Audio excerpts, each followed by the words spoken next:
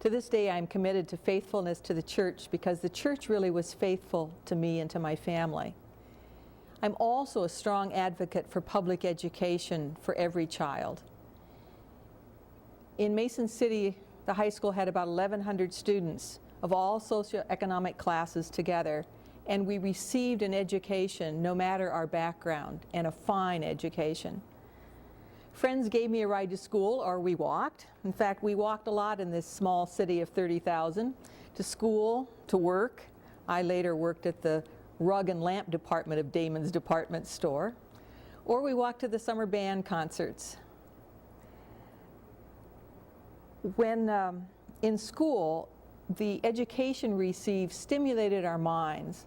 I don't recall ever feeling put down. I always felt that I was called to learn and learn as much as I could. In fact, in American history class, when I was a junior, the teacher helped all of us work through the whole year to work on a term paper, a research paper. And so I and a number of others wrote over a 100-page term paper as juniors in high school. This one was the literary works which have influenced American culture. We had our pictures in the newspaper. Academics were important.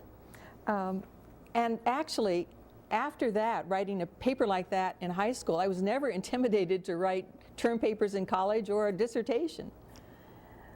And music.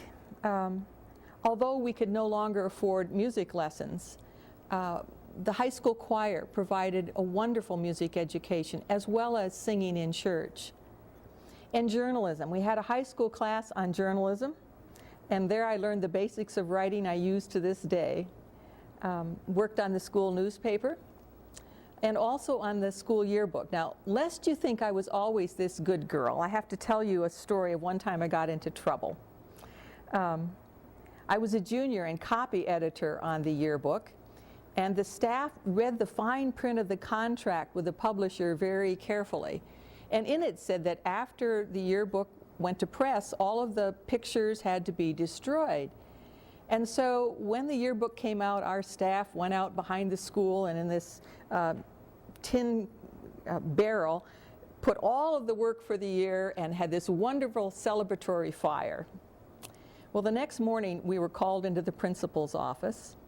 It seems that the local newspaper and the yearbook company had this informal agreement that they could use the senior class pictures and put them in the newspaper, something the community looked forward to every year. This year there would be no seniors in the newspaper. But the senior class survived, and so did the community, and I guess I did too, because the next year Gary True and I were co-editors of the yearbook. That year, the teacher who was to work with us didn't care much about our activities, and so we just went ahead and gathered pictures, got stories, did all the business, sold ads, sold the yearbooks, made arrangements. I think it was that year that I learned to really be engaged in collaborative, collegial leadership, and simply to take a job and do it. Meanwhile, church continued to have an important role in my life. I was probably there 3 nights a week, singing in choir. We had 5 choirs in this church of 800 people. And the choir director, Mrs. Hinz, invited me to teach one of the children's choirs, as well as to teach Sunday school. Walther League, the youth group, was also important, and we grew in leadership skills as we had this program of worship, education, service, fellowship, and recreation. Journalism, music, academics, church, all of those helped shape and form me, and I fully enjoyed those years in Mason City. In our class of 350 at the high school, I was the top 4-point student, 4-point student along with Chuck Fromm and David Gibbs. And that was the first year they had National Merit Scholarships. And 3 of us, Brian Brunsvold, Andy Peck, and I, were National Merit Scholarship runner-ups. And I also remember that 3 of us, James Dean and Mike McCauley and I, were the graduation speakers. Now I say all of that because in each of those, I was the only girl, but I never had any doubt that a girl could achieve. Somehow, all my girlfriends of Nancy Mullen and Stephanie Price and Sue Penny, all of these wonderful women could grow and achieve along with the guys. Boys and girls, young men and young women together could all achieve and be upheld and supported for that achievement. Just 6 years after the death of my father, this lonely little girl who never finished 6th grade had now grown by God's grace through the church and the school and loving community and family. I was growing into the adult that I would be. That summer, I had the opportunity to attend the International Walther League Convention, which was being held in Ames, Iowa, not far from Mason City. I was there, and actually there'd been a friend of mine, Gloria was her name, who had moved from Mason City the year before to Las Vegas, Nevada. And she would be attending that international convention. It was the last day of the convention when I thought, maybe I should, there are a couple of 2,000 kids there, maybe I should try to go over the Las Vegas delegation and see if I could find Gloria.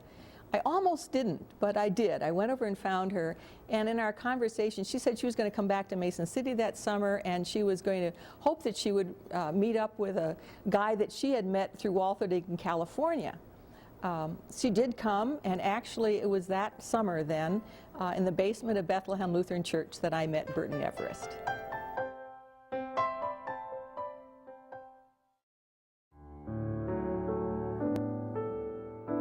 I wrote this poem in 1997, Early Morning Walks. I miss taking walks with my father. Now that I am the age when I wake early dawn, summer dawn, I take long walks during the cool of the day. My father woke early, smoked a Camel, read the paper. I don't know what he thought about. I wasn't allowed to get up that early. 47 years ago he died. Before I was yet a woman, he was still my daddy. I don't know what we would have talked about should we have taken long walks at dawn. We live at different times, in different worlds, having different conversations. I don't so much miss him as miss never having had him to talk together on early morning walks at dawn. It's silent, and so it is, so silent. That was long ago. Would we know each other now? Would we walk together?